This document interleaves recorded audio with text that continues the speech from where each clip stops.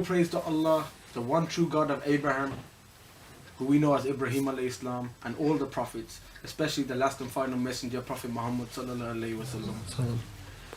Now, the reason I've set up this dialogue / debate, whatever you want to call it, between these two guys is Carlton, for example, is somebody I've known for 6 years, and he's a very nice guy. We spend so much time debating with some of these deranged evangelicals, some of them who hate Islam so much that they cross-dress for some reason these days. And if the Christians are watching this video, they know who the cross-dressing missionaries are. This is why I like, from time to time, setting up debates with decent people, decent representatives of Christianity, and I feel that Carlton is one of them. So the topic tonight is Jesus God? And representing the Muslim side, who will go first, is Brother Hamza. Brother Hamza Myatt embraced Islam 15 years ago. He's one of the regulars that attends Hyde Park Speaker's Corner. This is actually his first moderated debate, so hopefully Carlton will take it easy on him. Representing the Christian side is Carlton McDonald. He's been a Christian for 35 years, since the age of 20, and has engaged in a few dialogues with Muslims, such as Dr. Shabia Ali and Brother Sadat Anwar and Adnan Rashid as well. He believes the Bible is the word of God and particularly likes to focus on prophecy. He respects Muslims and Islam and sees believers in their Creator as brothers. The format will be as follows: 20 minutes, up to 20 minutes opening statements, then 10 minutes first rebuttals, 5 minutes second rebuttals, and then there will be a 10-minute crossfire period where both sides will get 5 minutes each to basically question the other side. After that, we will break up for Maghrib and for some food, and then we will commence the Q&A. I'll give the format for the Q&A at the time. One last thing before they start is I'd just like to say Jazakallah here to Brother Tasneef and for the brother allowing us to use these premises. So with that, you can start now. Okay. Assalamu alaikum wa rahmatullahi wa barakatuhu.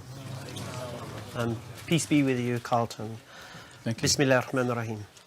As Brother Zakir said, I'm an English revert to Islam. I embraced Islam 15 years ago. Originally I was an atheist, and from there I became an agnostic, where I believed in a creator, and then from there obviously I became a Muslim. I'd like to thank Zakir here for arranging the debate, mashallah, giving my first foray into this kind of field, and hopefully it's the first of many, inshallah. Also, I'd like to thank Carlton for being my first guinea pig with regard to this, to see how I can basically handle myself at this level. Anyhow, the title of the debate is Jesus God? Now, before I continue, I'm going to be reading a lot because I've not memorized this. So, as I said, I'm not used to this kind of format, so I want to make sure I get everything out there. So I might be looking at the paper most of the time, listen to the words I'm saying, rather than concentrate on how I'm doing it. Okay. So the question, is Jesus God? Now, we need to understand the question before we can answer it. So what do we mean by God? Now, there are many different understandings of the word God. So it's important to know what we're talking about so we can test the claim fairly without creating any straw man definitions. So by this word, I'm referring to an almighty creator who is all-powerful, all-knowing. The type of creator an agnostic may concede exists. May not go as far as believing in religion, but they'll accept that there must be something and it must be all-powerful and it must be all-knowing to have created everything that exists. These are also some of the attributes of God that we will find in the Bible as well. So now we can understand what is meant by God. We can now try and answer the question. Is Jesus an all-powerful, all-knowing creator of the heavens and earth, who guided the prophets of the past, gave them power to perform miracles, the one who told Noah to build an ark, the one who told Abraham to circumcise himself and to sacrifice his son, the one who helped Moses rescue the children of Israel from the Pharaoh, the one who put Jesus in the womb of Mary? So this is the question we're asking. So now before I try to unravel this question, I need to tell you the method I'll be using. First of all, I've come to know that not all Christians believe the same thing when it comes to Jesus.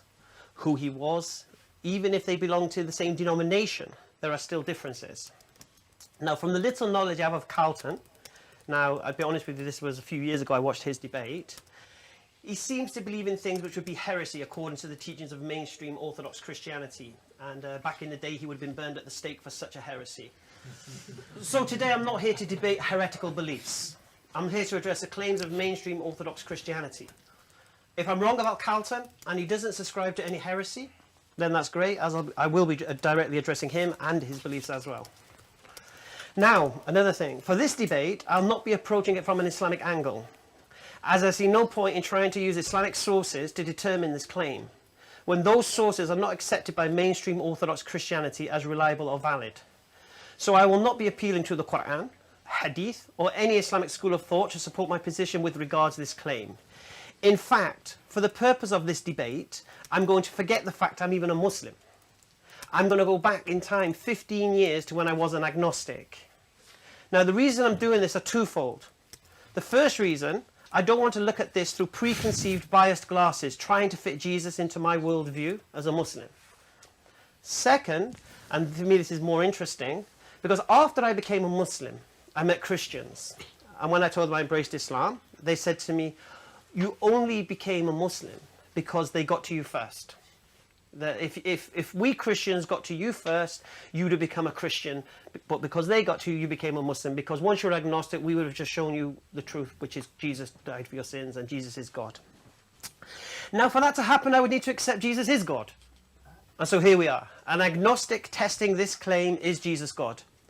Now, I warn you guys, back then I was a pure logical intellectual tip, and thus that is how I'm approaching this, pure logic. Yeah, no emotion here, no hocus pocus here, no smoke and mirrors here. Pure logic, simple logic. So how can I test this claim? Well, first I need to know about Jesus and who he was, what he said, and what people said about him. So what sources could I use to find the information I need?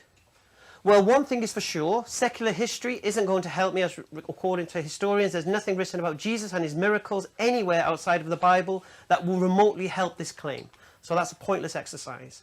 So the only thing we have left to test the claim is the Bible. So let's look at the Bible and let's see if we can find this claim in there. Well, the Bible is split into two parts, the Old Testament and the New Testament. Now, is there anything in the Old Testament that can help us? Well, as far as I have seen, Jesus isn't mentioned by name in the Old Testament. There is, however, prophecies of a Messiah that the Jews were waiting for. Also, it is pretty clear from the Old Testament that God is an all-powerful, all-knowing, and has no partners. We read this in Isaiah 45:5. I am the Lord, there is no other. Apart from me, there is no God. I will strengthen you, though you have not acknowledged me. There is nothing here to indicate that this Messiah will be this one God. So now we have seen the Old Testament can't help the claim. We're only left with what? The New Testament. Now, before we do this, we need to try and establish which Bible version should be relied upon. As we know, there are many different versions. Some claiming verses have been removed wrongly, whilst others claiming words have been put into the mouth of Jesus he may never have said. Now, I know Carlton here loves the KJV. Not sure why. I think it's because he thinks that you can't prove there's fabricated verses within it, because nothing is removed. And maybe he can tell us that when he presents. Anyhow, the New Testament. Now, this is made up of the supposed letters of Paul, the supposed epistles of the apostles, Acts of the Apostles, and 4 different versions of the prophetic life of Jesus, and of course a dream at the end. So which of these sources can help our claim? Well, the supposed letters of Paul cannot help us, as he himself never met Jesus. He never sat with him, he never ate with him, he never travelled with him, he never heard any of his parables, nor witnessed any of his miracles. He claims to have met Jesus on the road to Damascus, but I would ask the question, how would he have known who he was talking to? For me, his supposed letters cannot help the claim. Now we come to Acts of the Apostles, or as it seems, the Acts of Paul. Now for me, this is a dubious source, as its supposed author, Luke, is also somebody who never walked with Jesus. He seems to focus most of his book on Paul and his teachings and adventures. Although it does contain some accounts of the chosen disciples of Jesus, and thus those could be looked at and examined too, if they support that Jesus is the one God here in the flesh. The epistles could also be looked at, although there's a question mark over their authorship.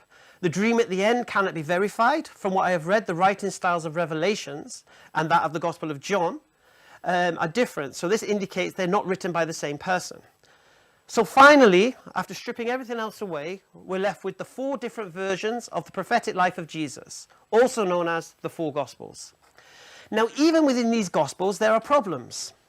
First thing, they're anonymous. None of the authors disclose their identity. So we don't even know if they were the ones there present, eyewitnesses. We don't know this. That's the first problem we have. Now, the first three Gospels, Mark, Matthew, and Luke, are also known as synoptic Gospels. Now, they all seem to tell the story in roughly the same way with a few minor details changed. It's thought that the anonymous authors of Luke and Matthew copied much of their work from the anonymous author of Mark, as well as taking extra verses from the mysterious Q source of which there is no trace. If you read the verses found in these Gospels, you will see Jesus evolving from a prophet to something more spectacular.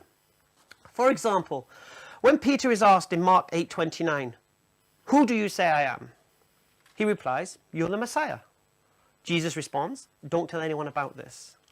Now in Matthew 16:16, the same question is asked. Peter responds this time, "You are the Messiah, the Son of the living God."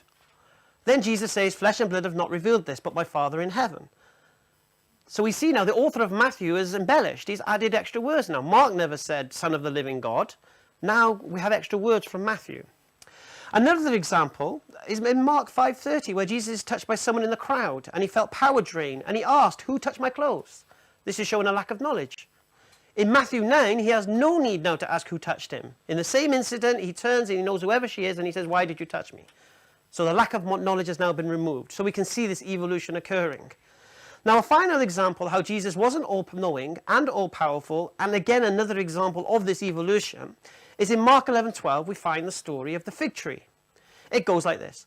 Jesus was hungry after traveling from Bethany. He saw a fig tree in leaf in the distance. He went to see if he could find anything to eat. When he came to it, all he found was leaves, because it wasn't the season for figs.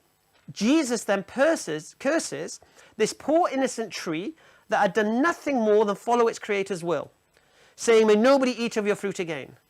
The next morning, whilst passing the tree, Peter saw the fig tree dried up from the roots and told Jesus about it. Jesus responds by saying, "Faith in God can do more than that."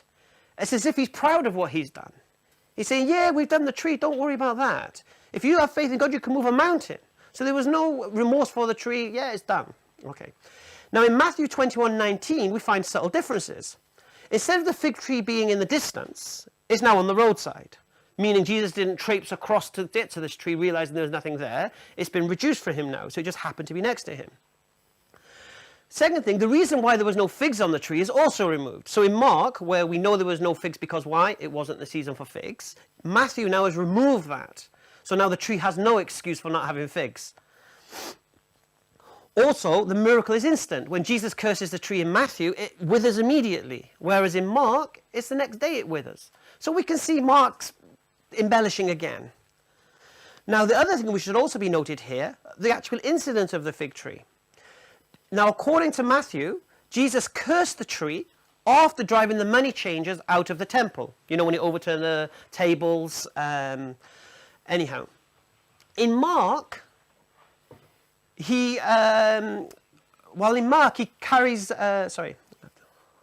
whilst in Mark, it is before he carries out that assault.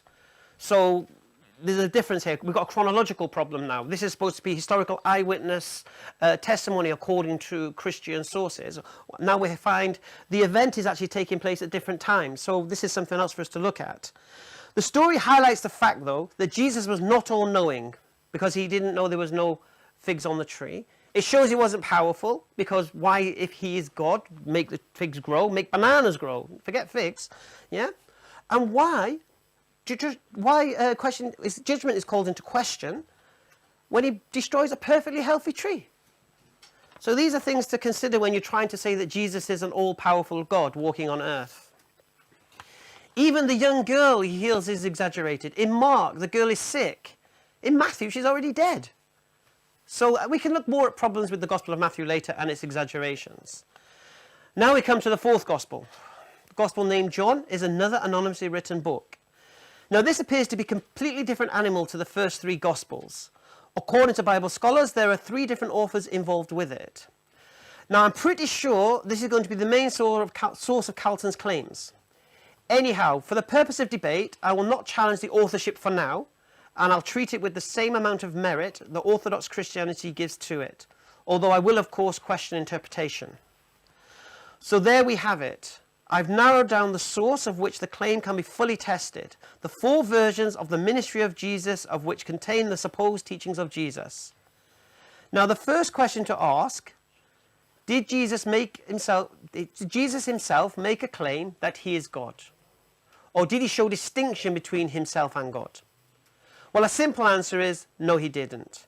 If you read the verses found in the Gospels, it's clear that he is not making such a claim. Second question, did he demonstrate to the people he was God in the flesh? Did he demonstrate an all-knowing capacity? Did he demonstrate an all-powerful capacity? What is it that gave Orthodox Christians the belief that Jesus walking on the earth was God? From what I can see, there is nothing. Also, a further problem is now created. As we know from these Gospels that Jesus prayed to God, begged God to be saved from the cross, cried out to God whilst on said cross, never claimed any power was his own, giving recognition to God, the one who sent him. So now the question needs to be asked, how can God be Jesus as well as be the one being prayed to, etc.? Because if there is only one God, then your claim is that Jesus is God, which means God is Jesus. So now I've established where we should find the reasons for this claim. Let's hear the claim and the reasons for it. Thank you.